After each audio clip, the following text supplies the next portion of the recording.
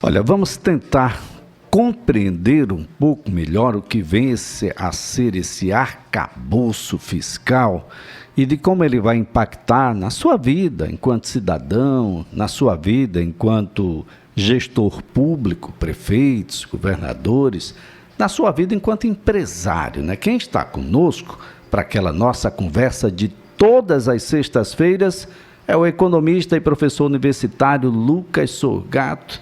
Professor, o senhor já tem o seu próprio arcabouço? O arcabouço que foi anunciado aí é um bom arcabouço, a gente deve ter melhoras. Como é que é isso, professor Lucas Sorgato? Um bom dia. Bom dia, Elias. Bom dia, ouvintes. Então, foi anunciado o arcabouço fiscal ontem, né? Reunidos os ministros Haddad, a ministra Simone Tebet. E é importante, tem dois sinais aqui, Elias. Primeiro, o sinal de que mostrar alguma coisa fiscal era importante. Os ministros estavam sendo cobrados por isso. Evidentemente, você assume o governo, né? Passa um tempo aí arrumando, entendendo as pastas, mas como o debate sobre arrecadação, sobre déficit público ganhou muita força nos últimos meses após a vitória do então presidente Lula, você estava esperando algum tipo de posicionamento da Fazenda. Isso não vinha acontecendo. Por que isso foi acelerado, Elias? O presidente tinha dito que lá pelo meio do ano se colocaria em pauta quais seriam as novas regras fiscais para iniciar o debate. Mas na última reunião do Copom, onde o Roberto Campos Neto ganhou a quebra de braço de não reduzir a taxa de juros, e uma das explicações foi: não sabemos qual é a lógica fiscal do país, acelerou esse discurso. A reunião do Copom, então, foi semana passada e prontamente nessa semana, Haddad e Tebet fizeram agora essa explicação. Olha, qual será esse novo arcabouço fiscal do país?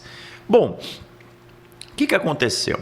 Eles pegaram o que a gente já tinha, né, o teto, fizeram um novo teto nesse arcabouço. Vamos pegar os principais pontos, tá? Primeiro ponto que se coloca aqui é que vai ter um superávit.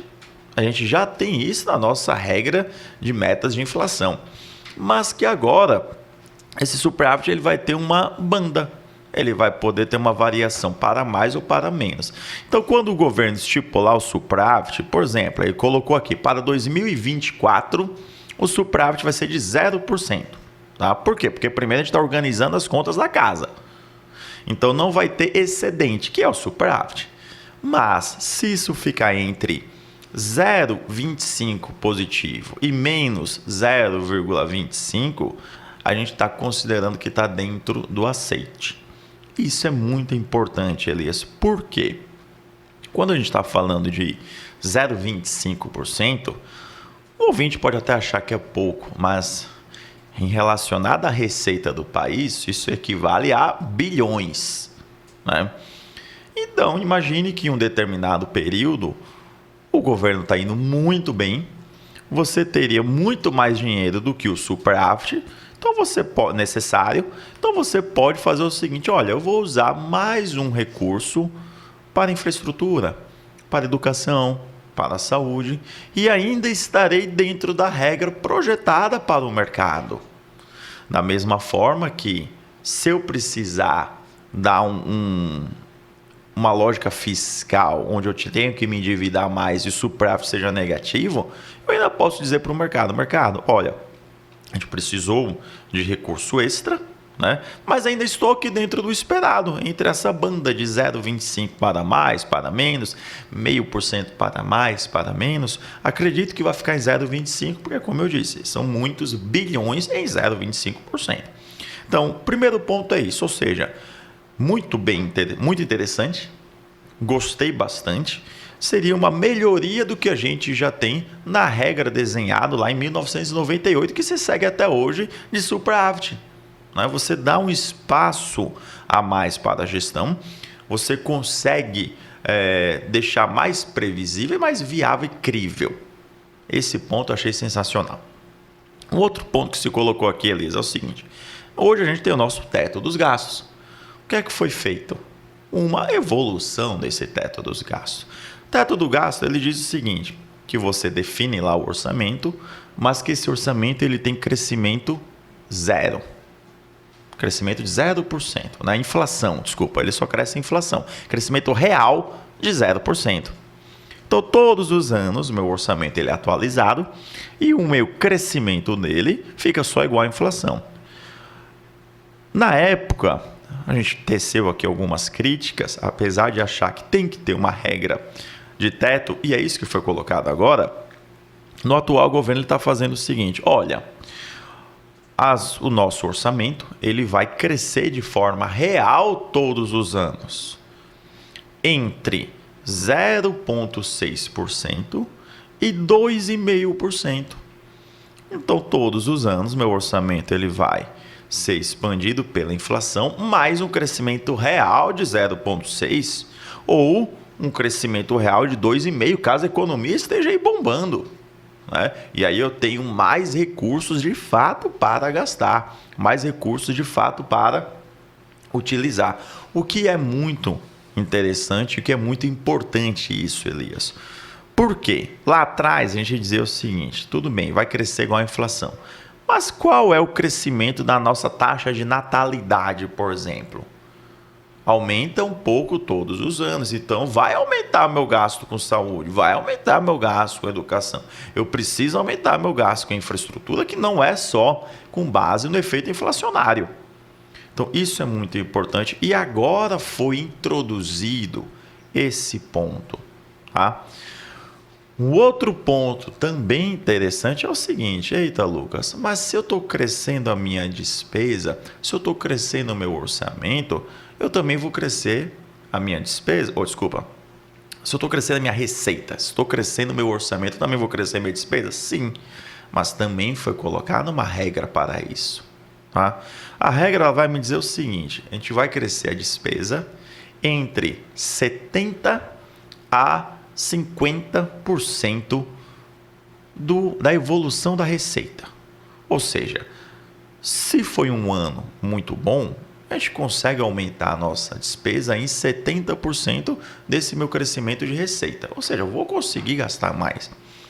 Não, Lucas, olha, é um ano mais complicado, a gente saiu de uma crise, saiu de uma pandemia, saiu de uma guerra, qualquer coisa que tenha acontecido, a expansão da minha despesa, então, será de 50% em relação ao crescimento da receita. Esse é um ponto muito interessante, porque você pode evitar uma gastança rápida, porque cresceu demais, e porque vai ter limite. Agora eu fico preocupado com os 50%, quando a coisa não deu certo no outro ano, porque parece que a margem que a gente tem livre, daquilo que não é obrigatório, constitucionalmente obrigatório, é muito pequena, não é, Lucas? Elias, aqui vem um ponto que gera uma preocupação e, infelizmente, ele ainda está sendo negligenciado nas nossas discussões sobre a lógica fiscal. Que é o seguinte, o que é que o governo de fato consegue trabalhar? O que é que o governo consegue priorizar? Isso para o ouvinte que está aqui com a gente entender é o seguinte, pessoal. Entre 93% e 95% de toda a receita do governo são recursos de gastos obrigatórios. Eita, Lucas, o que é que você está dizendo com isso? Estou dizendo que para gastar com educação, você gasta 10% do PIB. No mínimo é isso. Né? Saúde, 18% dos impostos. Isso já está lá, tem que ser isso. Tá? Então, o governo tem mais ou menos 5% de gastos livres. Onde que estão esses gastos livres? Investimentos em infraestrutura, investimentos em ciência e tecnologia, meio ambiente, programas sociais. Poxa, Lucas, então eu só tenho 5% para isso? A gente só tem 5% para isso. Por isso, pessoal, quando um governo está numa determinada crise, ele tem que reduzir alguns gastos. E geralmente acontece o quê? Eita, as bolsas de ciência e tecnologia foram cortadas, né? Reduziu o investimento em pesquisa e desenvolvimento. Olha, a gente não tem recursos para infraestrutura. Por que isso? Justamente porque é onde ele pode mexer. Esses 5%. Você nunca escutou na mídia dizer assim, olha, o investimento em educação vai cair. Não, porque ele já é atrelado. Tá tudo bem. A questão que a gente tem que entender é eficácia e eficiência dos gastos. Isso é uma outra história, tá? Um ponto que se colocou aqui, que é muito interessante também, Elias, é colocar um valor mínimo para investimentos. Já que o investimento ele é necessário para o desenvolvimento, dentro desse novo arcabouço, tenta-se, né, colocar que o investimento seja de no mínimo entre 70 e 75 bilhões de reais por ano. E aí eu ingesto mais uma vez, entendeu, Elias? Eu vou colocar de novo. Olha, peraí, desses 95% obrigatória, agora serão 96 ou 97. A gente pode chegar então num momento, Elias, em que todo o governo seja gasto obrigatório. E aí, Lucas, como é que eu desenvolvo de fato uma política nova? Não consigo. Porque esse gasto obrigatório pode chegar no limite onde eu tenho um gasto aí de custeio muito grande. Eu não vou ter espaço para desenvolvimento econômico. Tá? É uma situação que preocupa. E eu tenho que revisitar isso para poder entender como que eu mudo. Né?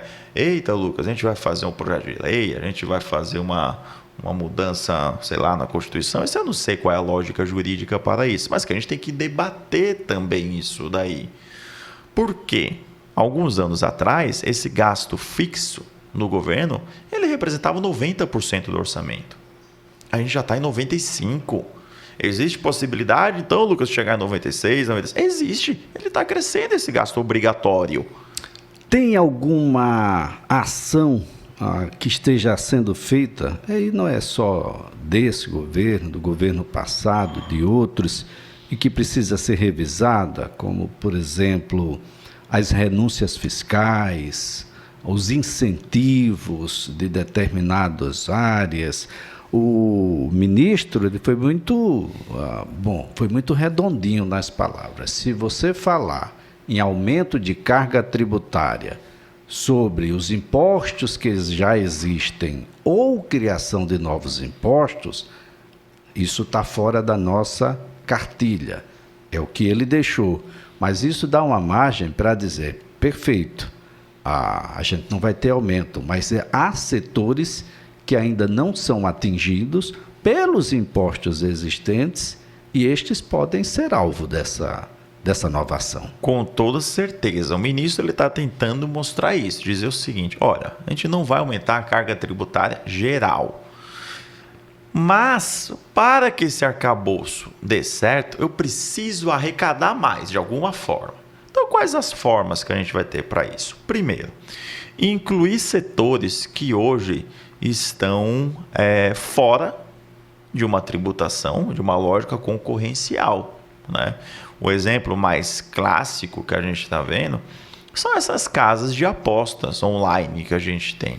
Isso está movimentando muito dinheiro. Né? Então, eu, Lucas, vamos supor, fosse dono de uma plataforma dessas, LucasBet, vamos colocar aí, né? E aí... Estou imaginando. Imagina, né? Aí o pessoal sai utilizando minha plataforma, eu cobro uma comissão por fazer esse agenciamento, por fazer essa jurisdição, essa gerenciamento, né, de todas as apostas. Tudo bem, vamos supor que eu fiquei com 10% disso daí. Foi o meu trabalho, a minha empresa LucasBet está fazendo isso. E eu não sou tributado? Como assim? Né? Eita, Elias foi lá, investiu, ganhou. Aumentou a renda. Né? Ele tem que ser tributado? Tem também. Claro que tem. Né? Cadê o imposto de renda aí em cima? Então, eu, da forma jurídica, não estou pagando, você da forma física, a gente não sabe como é que está sendo essa lógica de declaração, E aí, Lucas, como é que fica? Não, eu, Elias, faço a declaração avulso agora no imposto, que é o que tem que ser feito, beleza. Mas quem é que está gerenciando isso? Então você inclui um setor. Né? Esse daí é o mais clássico e que com certeza vai acontecer. Tá? Segunda forma, outros setores, e aí vai gerar uma briga a mais, igrejas, né? Paróquias, tudo que envolve religião, por si dizer. Se eu sou um Estado laico, por que esses setores não pagam seus impostos? Já que eles movimentam muito dinheiro. Nós estamos falando em bilhões. Muitos bilhões. É uma outra que tem que entrar. Lucas, setores que hoje são beneficiados, subsidiados e que a gente não vê muito ou retorno ou então a eficácia, né, que a gente tem aí. Poxa, será que se eu reduzir um imposto da folha de um determinado segmento, ele está realmente contratando mais? Menos? Não sei. Uma outra lógica que a gente tem que ver aí também, Elias, se eu não for aumentar a carga tributária, que é o que o radar está colocando, é melhorar a eficiência da arrecadação. Né? O que está acontecendo muito nos últimos anos? Não é só de agora. Tá? De 10, 12 anos para cá. Os empresários eles não estão conseguindo pagar seus impostos. O pessoal está lá dentro do Simples Nacional, está atrasado. Né? Espera 1 ano, 2 anos, 3 anos, faz um refis, tenta pegar aquele empresário. O empresário verifica uma forma de sonegar, que hoje já ficou muito mais difícil. E o governo tem que tentar, então, olha... Será que os impostos que eu estou cobrando das pessoas jurídicas não está muito alto? Por isso que elas não estão me pagando. E por conta delas não me pagarem, a cada X anos eu tenho que lançar um programa de refinanciamento que no final das contas eu já estou reduzindo a minha carga efetiva. Qual a forma que eu consigo equalizar isso daqui? Então eu tenho que estudar. Tem o custo, né? E a discussão sobre as procuradorias. Perfeito.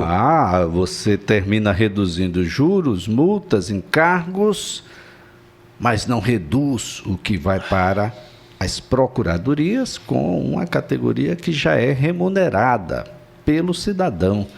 É uma discussão difícil, mas é uma discussão necessária. Claro. Porque em determinado momento, a depender do refis, você deve mais para o procurador, para a procuradoria, do que para o Estado, propriamente dito. O Estado com E maiúsculo. Essa é uma situação que a gente precisa rever. Isso sem falar, Lucas, de que nós estamos num momento em que há uma necessidade de uma reforma tributária ampla. Eu não sei se ele chegou a falar no IVA, mas há uma necessidade, porque nessa guerra fiscal, todos os estados brasileiros saem perdendo. O empreendimento chega a determinados estados com mais de 90% de abatimento no pagamento do principal imposto que tem estadual, que é o ICMS. Perfeito. Isso daí tem que ser muito bem revisto, né? Eita, Lucas, reduziu o ICMS, tá? De fato... Quantos empregos que foram gerados? Né? Qual a qualidade desses empregos? E, por fim, sem essa redução, a empresa teria vindo ou não? O atrativo é o fiscal, o atrativo é uma localização, o atrativo é uma determinada mina que exista aqui. Né? Imaginar, né? Pegar aqui a nossa própria Braskem. Eu tenho, então, antigamente e até agora, um polo muito grande ali, né, da Salgema. Será que se eu retirar esse benefício, ela sairá daqui? Mas pelo menos a Braskem emprega com excelentes salários, tudo bem. Mas aí vem uma outra indústria para cá, que vai empregar 20, 30 pessoas, e você está retirando essa arrecadação dela. 10 pessoas... 40 pessoas, 50, será que realmente esse benefício é o que está fazendo ela vir para cá? Né? Então a gente tem que começar a analisar esses pontos. E aonde que eu gastaria esse recurso daí? E também tem uma outra situação. Óbvio que o governo está tentando fazer agora. Você teve uma concentração muito grande de empresas que não pagam benefícios ou que são subsidiadas dentro das capitais, dentro das grandes cidades. para desenvolver um estado, seja ele Alagoas ou qualquer outro, eu tenho que interiorizar isso, tá? Então, eu posso pensar em benefícios, tá? E a guerra fiscal entre os estados? Isso vai acabar ou não vai? Então, Elias, o que acontece nesse momento foi a introdução da lógica fiscal. Então, o governo está dizendo, o nosso norte é esse. Agora vai começar uma discussão sobre a reforma tributária que ajuda nesse arcabouço fiscal. Tá? E aí é muito mais amplo. Virar IVA, municípios, estados, o ICMS eu vou juntar em um imposto único e vou repartir. Como que eu vou desenvolver isso? Essa discussão tributária vai ser a pauta do próximo semestre, Elias. Muito bem, professor Lucas Surgato, prazer tê-lo aqui. Ótima sexta-feira, excelente final de semana. Muito obrigado para você e todos os ouvintes também. Olha, professor Lucas Surgato é economista, é professor universitário, está conosco todas as sextas-feiras aqui no CBN Maceió.